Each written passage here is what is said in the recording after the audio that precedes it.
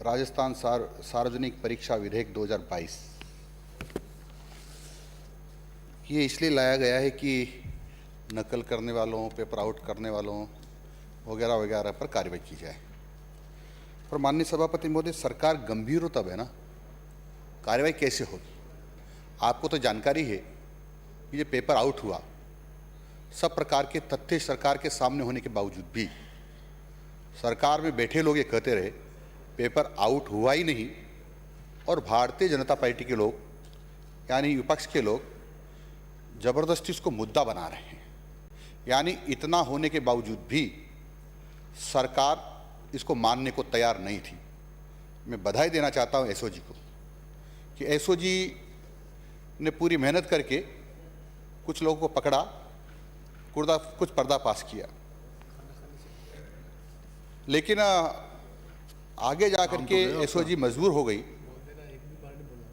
सरकार में बैठे हुए लोगों की जांच कैसे करे, उनको कैसे पकड़े, कैसे पूछताछ करे, और उसके कारण से वो चुप्पी साध गई। ऐसी स्थिति में चाहिए था, इसमें प्रावधान होना चाहिए कि जब ऐसा अंदेशा हो तो इसकी सीधी सीबीआई से जांच कराने का प्रावधान हो, और जिसमें मुख्यमंत्री की सहमति की जरूरत ना हो। ये प्रावधान करना चाहिए था इसमें, क्योंकि जब मालिक ही यानी खोया ही इसमें शामिल हो जाएगा तो फिर होगा क्या? इसमें ये प्रावधान नहीं किया गया है। और माननीय सभापति महोदय, परीक्षा का इसमें उल्लेख किया गया है। कौन सी परीक्षा? लिखित परीक्षा या मौखिक परीक्षा?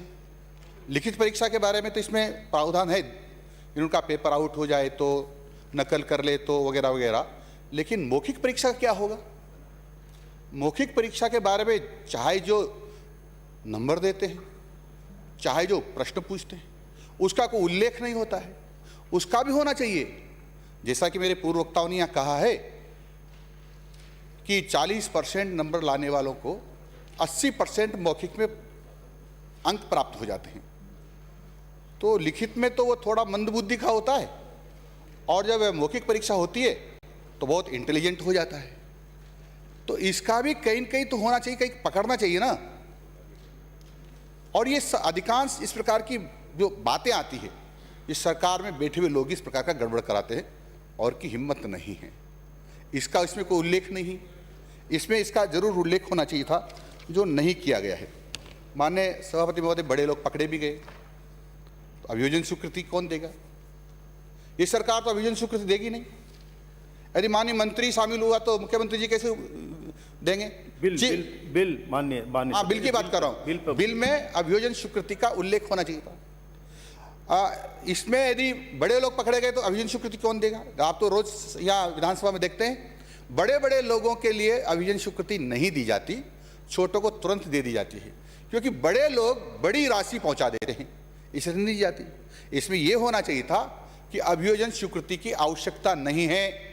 चाहे कितना भी बड़ा कोई, चाहे मुख्यमंत्री शामिल हो उसमें, चाहे मंत्री शामिल हो, चाहे चीफ सेक्रेटरी शामिल हो, चाहे सेक्रेटरी शामिल हो, उसमें अभियोजन की स्वीकृति नहीं होना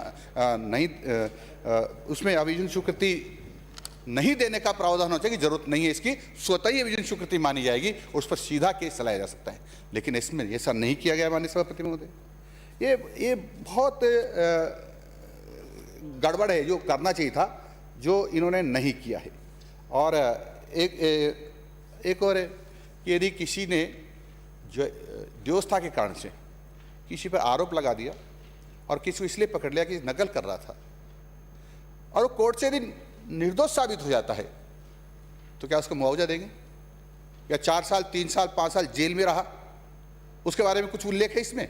नहीं है। होना चाहिए था कि ऐसे जो निर्दोष लोग हैं और उसको कोई व्यवस्था से या किसी कारण से या टेक्निकल खामी से या दुराग्रह से उसमें फंसा देते हैं, तो ऐसे लोगों का इलाज भी इसमें होना चाहिए था, जो इसमें नहीं किया गया है।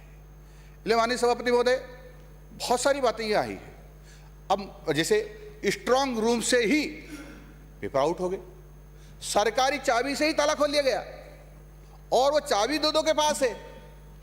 बिल हाँ, bill bill bill bill bill में प्रावधान होना चाहिए था, बिल की बात कर रहा हूं मैं। ये इसलिए मैं कह रहा हूं कि हो क्या रहा है, और सरकार गंभीर नहीं है। सरकार तो यहां तक विज्ञापन करने की अनुमति दे देती है कि हमारे यहां कोचिंग करना,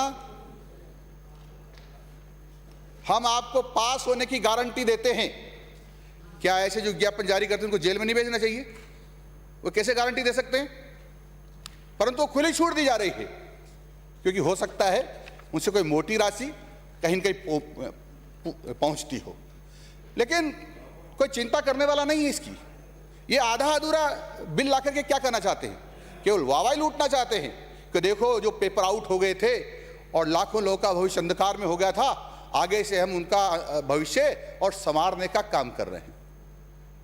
बिल्कुल भी नहीं कर रहे हैं, लोगों के साथ धोखा कर रहे हैं। ये धोखाधड़ी है, इससे कोई रुकने वाला नहीं है। अरे चाहिए तो ये कि जैसे ही पकड़ा जाता है उसकी सारी संपत्ति जब्त कर लो, और जब यदि वो कोर्ट से छूट जाता है तो सारी संपत्ति लौटा दो। परंतु जहां तक उसकी सारी की सारी संपत्ति जब्त होना चाहिए, और जो संपत्ति उस पर बुलडोजर चला दो, और यदि कोर्ट से जीत कर भी आ जाता है तो उसको दोबारा निर्माण कर दो। यदि इतना डर बैठ जाएगा ना तो कोई भी आउट करने वाला नहीं है, चाहे आप हो चाहे मैं हूं, सबको डर बैठ जाएगा। कौन चिंता करने वाला इसकी? कोई चिंता करने वाला नहीं है। ले साहब 2 साल की 5 साल की सजा देंगे, 10 साल की। अरे मैं 60 साल का हूं, आज गड़बड़ कर रहा हूं, मुझे पता है कि ये 20 साल तक केस चलने वाला है, मैं उसके बीच में तो मर ही जाऊंगा, मैं तो कुछ भी कर लूंगा, मेरे को सजा होने वाली ही नहीं है, क्योंकि मैं मरूंगा जहां तक तो केस ही फाइनल नहीं होगा। उसके लिए क्या सजा होगी?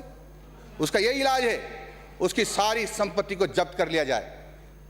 जो उसका चाहे पुश्तैनी हो, चाहे उसने कमाई हो, चाहे उसके बेटे ने कमाई हो, चाहे उसकी दहेज में आई हो, चल अचल संपत्ति सारी की सारी जब्त होना चाहिए। क्यों नहीं प्रावधान कर रहे हैं? हाँ, दहेज वाली भी क्यों नहीं प्रावधान कर रहे हैं? और मैं तो यहां तक कहता हूं, इस आधार पर पैसे कमाने वाले की पत्नी को भी सजा होना चाहिए। उसको पता होता है कि मेरा पति कहां से पैसा लेकर आया, कहां से गड़बड़ करके आया है, और वो इसमें हामी भर। और जो पत्नी कह देती है कि हाँ मेरा पति जो गलत तरीके से पैसे लेके आया है, इसको पकड़ो, तो उसकी छूट दी जा सकती है। अदरवाइज पत्नी सहमति देती है, पैसे रखती है, तो उसको भी सजा का प्रावधान होना चाहिए। क्यों नहीं कर रहे? डर बिठाने का बहुत बड़ा तरीका है, बहुत बड़ा तरीका है। चारों तरफ से ऐसी दहशत पैदा कर दो कि ये जो है ना गड़बड़ करने वाले लोग त्राहिमाम हो जाए, त्राहिमाम। जिस प्रकार से उत्तर प्रदेश में ना, उत्तर प्रदेश में अपराधी कहते हैं साहब मुझे तो जेल में भिजवा दो, साहब मुझे जेल से मत निकालो, नहीं तो योगी जी ये कर देंगे, योगी जी वे कर देंगे। ऐसा माहौल बनाओ, ऐसा माहौल बनाओ, और ऐसा माहौल नहीं बनाओगे तो ये नकल चलती रहेगी। प्रदेश के युवाओं के साथ अत्याचार, अनाचार, धोखाधड़ी होती रहेगी। हम ये झूठे मूठे कानून लाकर के लोगों को बेवकूफ बनाना चाह रहे हैं, ठीक नहीं है।